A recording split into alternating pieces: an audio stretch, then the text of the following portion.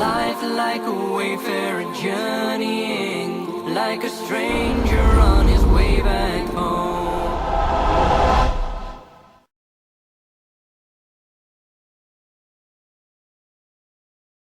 ماشاءاللہ بہت بڑا مجموعہ ہے، اکثر نوجوان ہیں۔ دین دو باتوں کا مجموعہ ہے، ایک عبادت اور ایک اخلاق۔ عبادت سے دین شروع ہوتا ہے اور اچھے اخلاق پر جا کر دین مکمل ہوتا ہے۔ دین کی ابتدا، فاؤنڈیشن، بنیاد وہ کلمہ، نماز، روزہ، حج، زکوٰۃ، اور دین کی انتہا چھت، جہاں جا کے چھت پڑتی ہے وہ اچھے اخلاق ہیں۔ اچھے اخلاق سے دین مکمل ہوتا ہے۔ دین کی تکمیل عبادت سے نہیں، اخلاق سے ہے، اور دین کی ابتدا میں عبادت ہے۔ عبادت میں نماز سب سے اعلیٰ درجے کی چیز، جو اللہ تعالیٰ نے 50 نمازیں شروع میں فرض کی، پھر ان کو 5 کر کے گھٹایا اور عرش پر بلا کر 50 نمازیں عطا فرمائیں۔ دینی 5 تھیں، دی 50، صرف یہ بتانے کے لیے کہ دنیا میں تمہارے آنے کا مقصد نماز کے سوا اور کچھ نہیں۔ لیکن پھر باقی کاروبار زندگی میں بھی ہمارا امتحان تھا، تو اللہ نے اس کو گھٹا کے 5 کر دی۔ جب 5 ہو گئیں، اللہ کے نبی ہر دفعہ آتے تھے اور کہتے تھے یا اللہ گھٹا دے۔ جب وہ 5 رہ گئیں تو اللہ تعالیٰ نے فرمایا میرے محبوب تیرے لیے 5، میرے لیے 50، کہ تیری امت کے ہر نمازی کو ہر نماز کے بدلے میں 10 نمازوں کا ثواب لکھوں گا۔ تو ہم پڑھنے کو 5 پڑھتے ہیں اور لکھے جانے میں وہ 50 ہیں۔ تو جتنا آپ، بہت بڑا مجمع ہے، مستورات بھی ہیں، آپ سب بھائیوں سے گزارش ہے کہ آج کے بعد توبہ تو ہم نے کی ہے، نماز نہ چھوٹ۔ اس کے سارے بھائی ارادہ کرتے ہیں؟ آپ پرائے دیس میں رہتے ہیں، یا مسجدوں کا ایسا ماحول نہیں ہے، اپنی آپ جاب پر ہیں، کام پر ہیں، جہاں بھی نماز کا وقت آ جائے نماز نہ چھوڑیں۔ اب اللہ نے اتنی فضا ضرور بنا دی ہے کہ جہاں بھی آپ ہیں آپ کو نماز کی اجازت دیتے ہیں۔ یہ لوگ آپ کے ساتھ انصاف کرتے ہیں، انہوں نے اپنے ملکوں میں انصاف کیا ہوا ہے، عدل قائم کیا ہوا ہے، ظلم نہیں ہے۔ آپ امن میں ہو، امن کے ملک میں ہو، انہوں نے آپ کو سارے حقوق دیے ہیں، آپ پر بھی حق ہے ان کا کہ آپ ان کے لیے ہدایت کی دعا کرو، ان کی خیر خواہی چاہو، اور اپنا کام صحیح کرو، اور نماز کو نہ چھوڑو کسی حال میں بھی۔ مسجد قریب ہے تو مسجد کی دوڑ لگاؤ، مسجد دور ہے تو ایک مصلی اپنے دفتر میں رکھو، اپنے کام کی جگہ پہ رکھو، اور نماز کے وقت میں نماز ادا کرو۔ اور اگر آپ اکیلے ہو تو اذان دو، تکبیر کہو، پھر نماز پڑھو، تو آس پاس جتنی فضا ہے وہ گواہ ہو جائے گی، اور آس پاس جتنے اہل ایمان جنات ہیں وہ نماز میں شریک ہو جاتے۔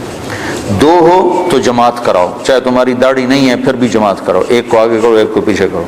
3 ہو جماعت کراؤ، با جماعت نماز کی فضا بناؤ۔ سفر میں جا رہے ہو گاڑیاں روک کے با جماعت نماز پڑھو، تو انشاءاللہ یہ پوری ایک مکمل دعوت ہے نماز کا پڑھنا۔ تو عبادات میں میرے بھائیوں بہنوں نماز کا ناغہ نہ ہو۔ مستورات سے کہتا ہوں پردے کا اہتمام کرو، اپنی بچیوں کو شروع سے پردے پر لگاؤ، پردہ ان کی فطرت میں شامل ہو، پردہ کرنے والی بنے، اپنے ان کے لباس میں پتلون نہ ہو، شلوار ہو، یہ با پرد با حیا لباس ہے۔ عورت کے لیے پتلون، مرد کے لیے پتلون با حیا لباس نہیں ہے، تو عورت کے لیے کہاں سے ہوگا؟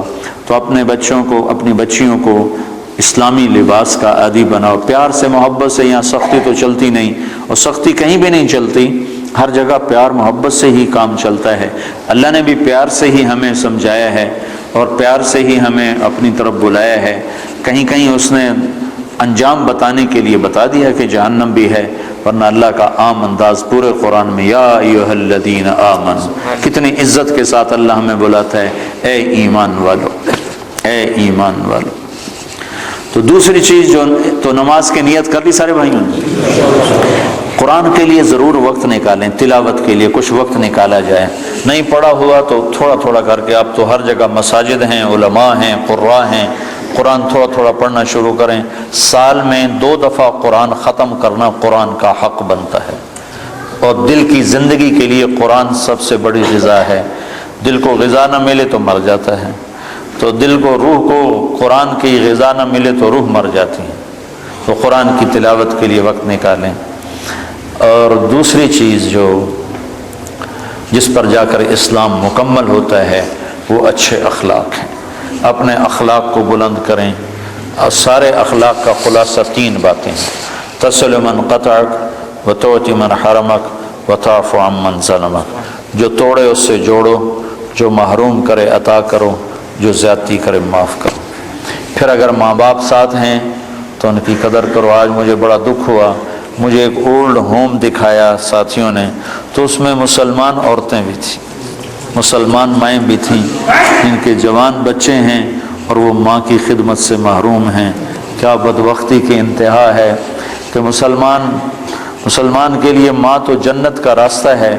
میرے نبی نے فرمایا ماں کے قدموں تلے جنت ہے، اور میرے نبی نے فرمایا کاش میری ماں زندہ ہوتی تو میں اپنی ماں کی ایسی خدمت کرتا کہ میں عشاء کی نماز کے مصلی پر ہوتا اور سورۃ فاتحہ شروع کر چکا ہوتا، اور ادھر سے میری ماں مجھے پکارتی بیٹا محمد، تو میں ماں کی خاطر نماز توڑ دیتا اور میں کہتا لبیک اماں جی، لبیک یا اماں جی لبیک، نماز میں دوبارہ پڑھ لوں گا، آپ مجھے ارشاد فرمائیں آپ کا کیا حکم ہے۔ جہاں نبی نے اتنا بڑا مقام بتایا ہو، آج دیکھ کر میرا بڑا دل کٹا کہ مسلمان مائیں بھی اولڈ ہوم میں پہنچی ہوئی ہیں۔ تو اپنے ماں باپ اگر ساتھ ہیں تو ان کو اپنی جنت کا راستہ بناؤ، ان کی خدمت کر کے ان کی دعا لے کے اپنے لیے جنت واجب کر لو۔ ماں باپ کی خدمت کرنے والوں کے لیے جنت واجب ہو جاتی، اور ان کے لیے جنت میں رکاوٹ صرف موت ہوتی ہے کہ موت نہیں آ رہی، وہ جنت میں نہیں جا رہے، ورنہ مرتے ہی سیدھے جنت میں جائیں جو اپنے ماں باپ کی دعا لے لیتے ہیں، ماں باپ کو خوش کر لیتے ہیں۔ تو اپنے ماں باپ کا مقام سمجھو۔ اللہ کے نبی نے فرمایا جس نے ماں باپ کو ناراض کیا ان پہ اللہ کی لعنت، ان پہ فرشتوں کی لعنت، ان پہ زمین آسمان کی لعنت، نہ ان کی نماز قبول ہے، نہ روزہ قبول ہے، نہ صدقہ قبول ہے۔ تو بھائیو مہربانی کرو، میرا اللہ کہتا ہے لا تقل لهما اف ولا تنهرهما وقل لهما قولا كريما واخفض لهما جناح الذل من الرحمة وقل رب ارحمهما كما ربياني صغيرا۔ میرا رب کہتا ہے ماں باپ کے آگے سر جھکا دو، اپنے بازو بچھا دو اور ان کے غلام بن جاؤ، ان کے آگے اف نہ کرو، ان کے آگے آہ نہ کرو، ان کے آگے ہوں نہ کرو، ان کو میٹھے بول سے بلاؤ، تو تمہارا رب اس پر تمہارے لیے جنت الفردوس کے فیصلے فرمانے والا ہے۔ شادی ہو گئی ہے، ہونے والی ہے، اپنی بیویوں سے اچھا سلوک کرو۔ اچھے سلوک سے گھر آباد ہوتے ہیں، برے سلوک سے گھر آباد نہیں ہوتے۔ اللہ کے نبی کا فرمان ہے بہترین مسلمان وہ ہے جو بیوی سے اچھا سلوک کرتا ہو، اور میں سب سے اچھا سلوک کرتا ہوں اپنی بیوی کے ساتھ۔ اور اللہ کے نبی کا فرمان ہے جنت میں میرے گھر کے قریب اس کا گھر ہوگا جس کے اخلاق اچھے ہوں گے اور جس کا بیوی کے ساتھ اچھا سلوک ہو۔ پھر بیویوں کو سمجھایا۔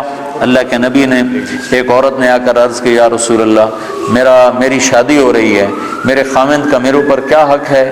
تو آپ نے فرمایا تیرے خاوند کے جسم پر زخم پڑ جائیں، زخم، اور ان زخموں میں پیپ پڑ جائے، گندا پانی سفید پیپ پڑ جائے، اور تو زبان سے چاٹ کر اس کے زخم صاف کرے تو نے اس کا حق ادا نہیں کیا۔ زبان سے چاٹ کر اس کا زخم صاف کرے تو نے خاوند کا حق ادا نہیں کیا۔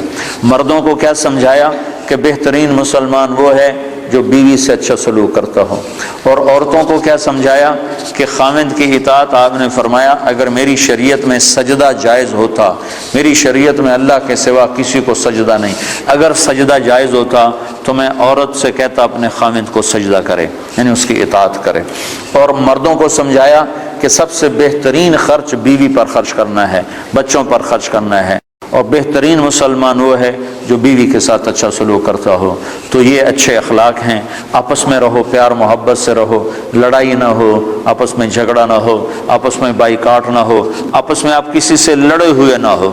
کوئی مسلمان ایسا نہ ہو جس سے آپ کہو کہ میں اس سے نہیں بولتا، میری اس سے بات چیت بند ہے، ایسا ایک بھی نہ ہو۔ اگر کوئی ہے تو اٹھتے ہی توبہ کر کے اس سے معافی مانگ لو، تو اللہ کے دربار میں آپ کا مقام بلند ہو جائے گا۔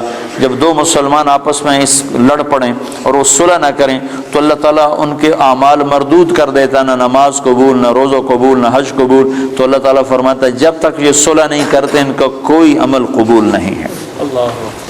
تو آپس میں پیار محبت سے رہو. آپ پرائے دیس میں ہو, نہ مذہب کے نام پہ لڑو, نہ رشتے ناطے کے نام پہ لڑو, نہ آپس کی سیاسی باتوں پر لڑو. پیار محبت کی فضا قائم رکھو. اللہ کو بہت پسند ہے ایک دوسرے کا خیال کرنا.